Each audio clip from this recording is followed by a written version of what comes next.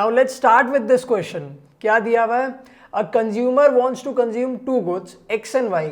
Good X is priced at ₹4। Price क्या दिया हुआ है गुड एक्स का? 4। और गुड वाई का दिया हुआ है ₹8। The income of the consumer is ₹40। ये बहुत इंपॉर्टेंट है। इनकम ही तो मेन चीज होती है, नहीं तो आप सब चीजें खरीद लो इस दुनिया में, है ना। On the basis of this statement, we have to answer these 4 questions. First is write down the bundles available to the consumer. मतलब अगर वो 40 रुपीज़ खर्च करता है या 40 से कम रुपीज़ अगर वो खर्च करता है तो वो गुड एक्स और वाई के कितने बंडल्स खरीद सकता है। बंडल का मतलब होता है दोनों गुड्स या फिर कोई एक गुड चलेगा, ठीक है। See it always starts with, अगर इसका हम आंसर करते हैं तो 0 and 0। ऑफकोर्स सी बात है, वो दोनों गुड्स के अगर 0 यूनिट्स लेता है तो उसका कोई मनी खर्च नहीं होगा, ठीक है। दूसरा देखते हैं, 0 of good X and 1 of good Y. ये भी ले सकता है। देखो अगर वो 0 यूनिट्स लेता है गुड एक्स के तो कितने पैसे खर्च हो रहे हैं? 0। और 1 यूनिट अगर वो लेता है गुड वाई के तो वाई का प्राइस कितना है? 8। तो कितने रुपए खर्च कर दिए उसने? सिर्फ 8 ही रुपए खर्च किए ना। दूसरा 0,2 ये भी चलेगा, ठीक है। 0,3 ये भी चलेगा। 0,4 ये भी चलेगा। 0,5 ये भी चलेगा, बट सिर्फ इतना ही चलेगा। देखो 5 अगर यूनिट्स अगर उसने गुड वाई के ले लिए तो 5 × 8 विल गिव यू 40। इससे ज़्यादा वो नहीं ले सकता है, ठीक है। अब दूसरा देखते हैं, अगर वो 1 यूनिट लेता है गुड एक्स के तो उसने कितने रुपए खर्च कर दिए? 4 रुपए खर्च कर दिए हैं। तो 1,0 भी ले सकता है वो, ठीक है। 1,1 ले सकता है, 1,2 ले सकता है, 1,3। अब देखते हैं क्या उसके सारे पैसे खर्च हो गए। अगर वो 1 यूनिट ले रहा है गुड एक्स के तो कितने रुपए खर्च किए उसने? 4 रुपए। और अगर वो 3 यूनिट्स ले रहा है गुड वाई के तो 3 × 8 इज 24। 24 + 4 इज 28। हाँ, और ले सकता है, 1,4 भी ले सकता है। अब देखो 4 × 8 इज 32। 32 + 4 इज 32 + 4 कितना होता है? 36। तो ये भी वो ले सकता है। क्या वो 1 और 5 ले सकता है?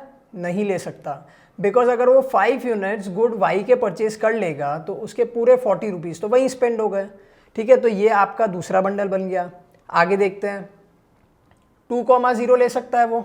बिल्कुल ले सकता है, क्योंकि 2 units he can buy of good X and 0 of good Y. Yes.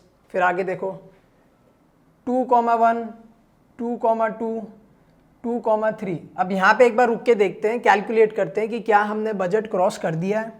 2 units of good x यानी कितने रुपए खर्च कर दिए? 2 × 4 8 रुपीज़ खर्च हो गए हैं। 3 × 8 यानी कितना होता है? 3 × 8 = 24। 24 और 8 36 रुपीज़ हमने खर्च कर दिए हैं। तो क्या ये पर्सन 2,4 ले सकता है? नहीं ले सकता, बिकॉज अगर ये 2 यूनिट्स एक्स के खरीद लेता है दैट मीन्स उसने 8 रुपीज़ तो ऑलरेडी स्पेंड कर दिए हैं आउट ऑफ हिज 40 रुपीज़। इसके पास में बचते हैं 32 रुपीज़।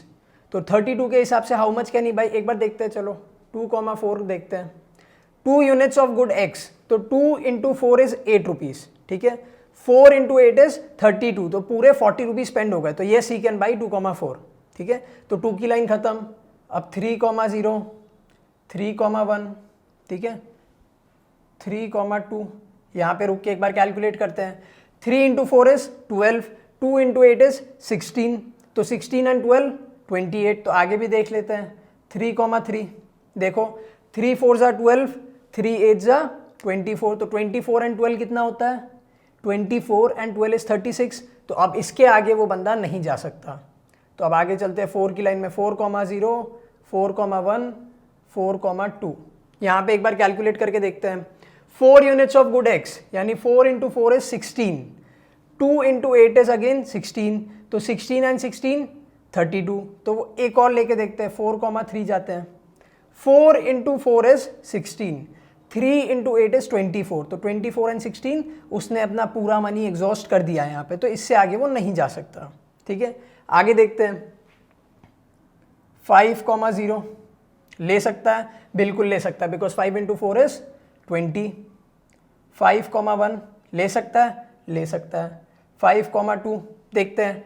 5 × 4 = 20, 2 × 8 = 16। तो 36 रुपीज़ यहाँ पे उसने अपने एग्जॉस्ट कर दिए, तो इसके आगे वो वापस नहीं जा सकता। तो अब 6 की लाइन में चलते हैं। 6,0, 6,1 कैलकुलेट करते हैं। 6 × 4 = 24, 1 8 जा 8, तो 24 एंड 8 32, यानी वो एक और कमोडिटी ले सकता है। कैलकुलेट करो, 6 4 जा 24, 2 8 जा 16, तो 24 एंड 16 पूरे 40 रुपीज एग्जॉस्ट। आगे चलते हैं, 7,0 7,1 देखते हैं। 7 4 जा कितना होता है 28 एंड 1 8 जा 8, तो 24 एंड 8 32, यानी वो एक और बंडल ले सकता है 7 और 2 का। 7 इंटू 4 इज 28, 2 8 जा 16, तो 28 एंड 16 कितना हो गया? अच्छा, ये वाला बंडल वो नहीं ले सकता, that means 7 into 4 is 28, 2 into 8 is 16, तो 28 एंड 16 कितना हो गया? एक्सीड कर गया इसका लिमिट, तो 7 इंटू 2 वो नहीं ले सकता। आगे देखते हैं, 8,0 ले सकता है क्या? 8 4 जा 32, 8,1 ले सकता है। 8 4 जा 32, 1 8 जा 8, तो 32 एंड 8 इज 40, तो ले सकता है। 9,0 9 8 जा 9 4 जा कितना होता है? 36 होता है, तो ये भी वो ले सकता है, बट 9,1 वो नहीं ले सकता। ठीक है, अब लास्ट बंडल क्या बनेगा उसका? 10,0। कैसे? 10 4 जा 40, उसका पूरा मनी एग्जॉस्ट हो गया है यहाँ पे। तो हम टोटल करते हैं कि वो टोटल कितने बंडल ले सकता है। 1 2 3 4 5 6 7 8 9 10 11 12 18 24 30 एंड 36। देखो 1 2 3 4 5 6 1 2 3 4 5 6, टोटल 36। ये एक जो कैंसिल किया है उसके नीचे यहाँ पे एक एक्स्ट्रा लिख दिया है। तो total how many bundles can he take? He can buy total 36 bundles, और सारे के सारे 36 बंडल्स हमने यहाँ पे मेंशन किए हैं। ठीक है, यहाँ तक क्लियर है? अब एक बार ये पूरा इरेज कर देते हैं और सेकंड, थर्ड और फोर्थ क्वेश्चन करते हैं। अब सेकंड क्वेश्चन है, mention the bundles exactly on the budget line. अब बजट लाइन मतलब क्या होता है? When all the money spent, मतलब 40 के 40 रुपए खर्च हो जाने चाहिए, द मैक्सिमम लिमिट जो वो बंदा खरीद सकता है। ठीक है, तो बंडल्स देखते हैं कौन से हो सकते हैं। लेट्स से कि वो सारे के सारे रुपए गुड वाई में खर्च कर देता है, तो 0 यूनिट्स ऑफ गुड एक्स, और वाई के वो कितने खरीद सकता है? 40 रुपीज है उसके पास, एक यूनिट है 8 रुपए का, तो 0,5।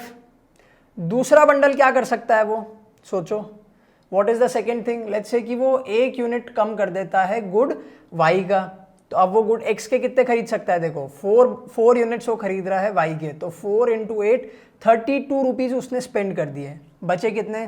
8 रुपीज। और गुड एक्स कितने का है? 4 रुपीज का, तो वो 2 यूनिट्स खरीद सकता है।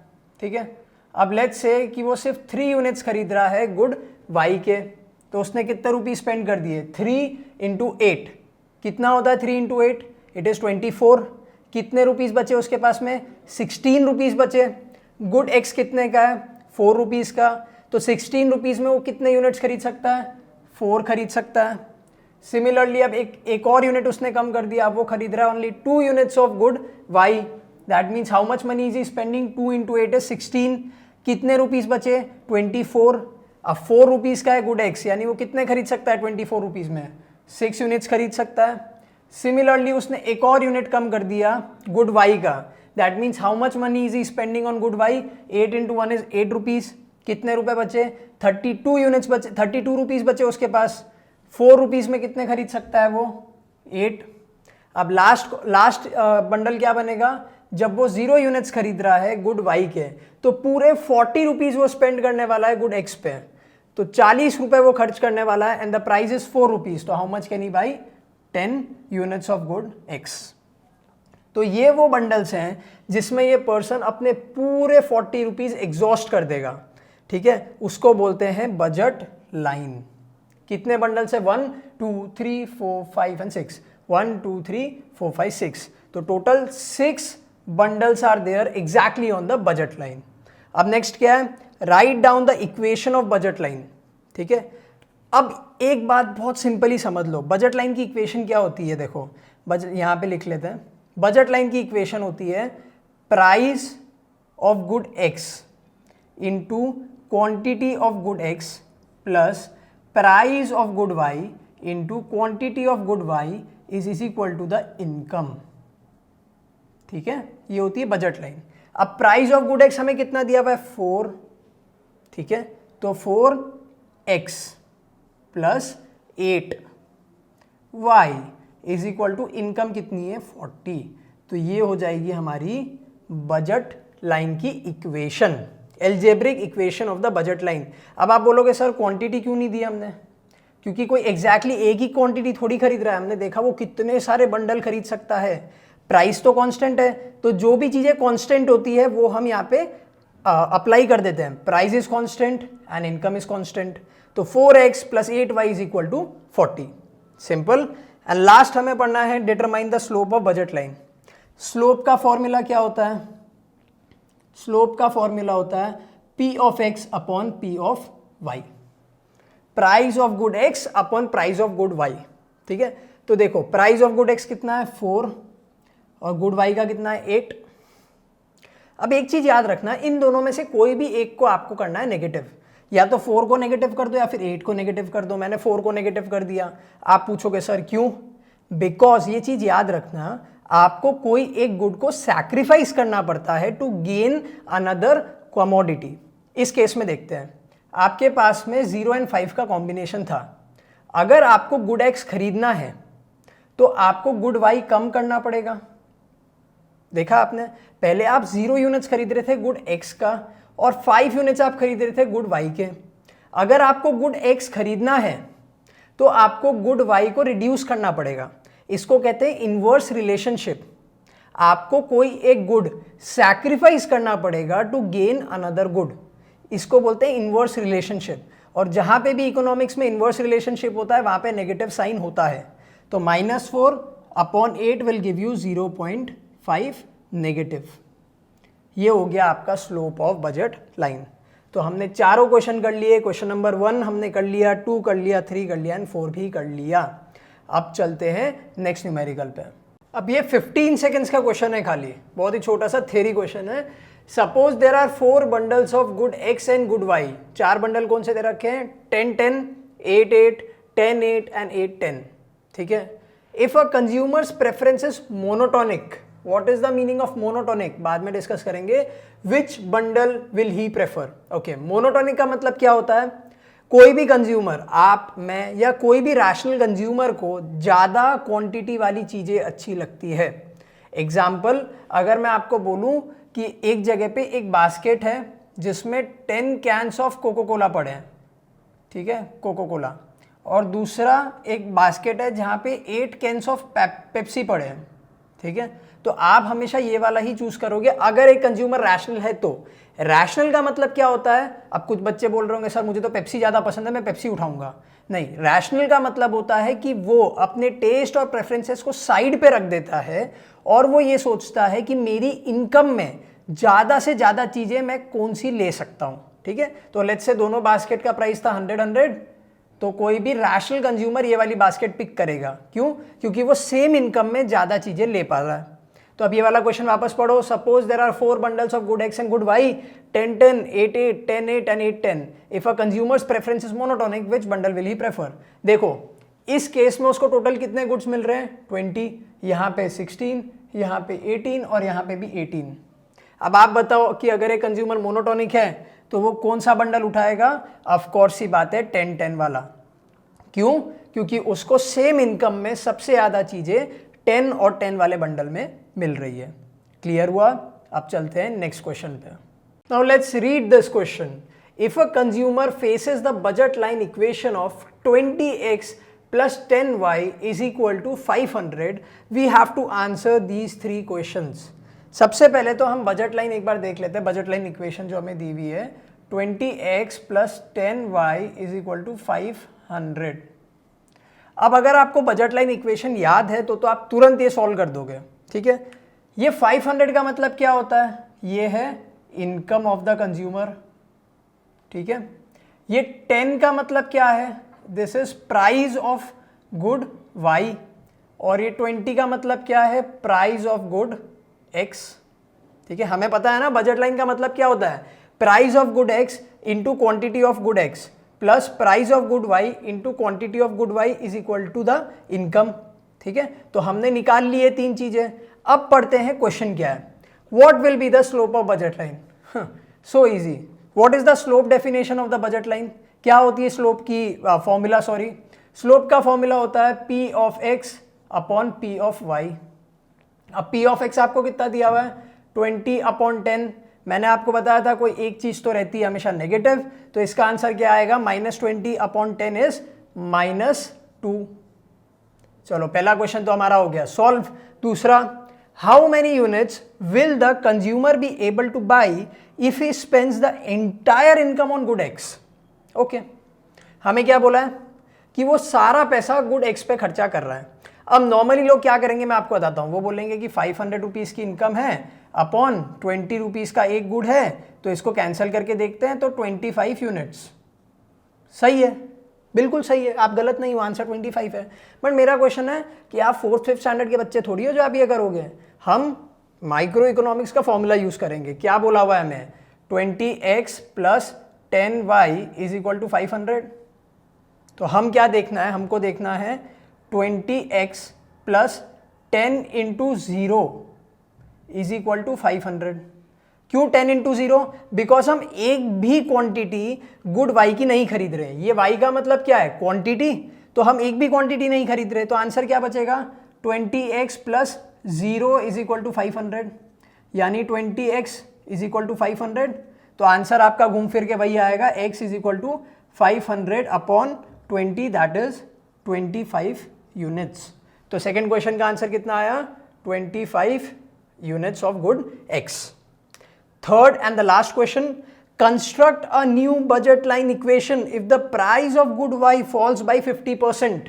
हमें एक न्यू इक्वेशन बनानी है, लेकिन कंडीशन क्या है कि प्राइस जो है गुड Y की वो 50% से रिड्यूस हो गई है। ठीक है, अब देखो हमें क्या क्या चीज़ें दिया हुआ है। P ऑफ X हमें कितना दिया हुआ है 20, P ऑफ Y हमें कितना दिया हुआ है 10, और इनकम कितनी दी हुई है हमें 500। अब याद रखना इकोनॉमिक्स में इनकम को वाई से डिनोट करते हैं। अब आप पूछोगे सर आई क्यों नहीं, बिकॉज आई मीन्स इन्वेस्टमेंट। ठीक है, तो इनकम हम लोग वाई से डिनोट करते हैं। ये तीन चीजें हमें दी हुई है। कंडीशन क्या है कि गुड वाई की जो प्राइस है वो 50% रिड्यूस हो गई है, दैट मीन्स वो 10 से चेंज होके 5 रुपीज हो गई है। ठीक है, तो अब हमें क्या बोला है, हमें बोला है एक न्यू बजट लाइन इक्वेशन बनानी है। हमें बना देते हैं 20x + 5y = 500। बन गई, इतना सिंपल था। ठीक है, फालतू में एनसीईआरटी वालों को लगता है कि ये क्वेश्चन डिफिकल्ट है, हमें नहीं आएंगे। बहुत सिंपल से बना दिया हमने, क्योंकि हमें पता है कि ये 20 मतलब price of good x, x का मतलब हो गया क्वांटिटी, ये 5 का मतलब हो गया price of good y, y का मतलब हो गया क्वांटिटी, और ये 500 का मतलब हो गया हमारा income. Clear? I hope it's clear. नहीं समझ में आया तो वापस देख लो।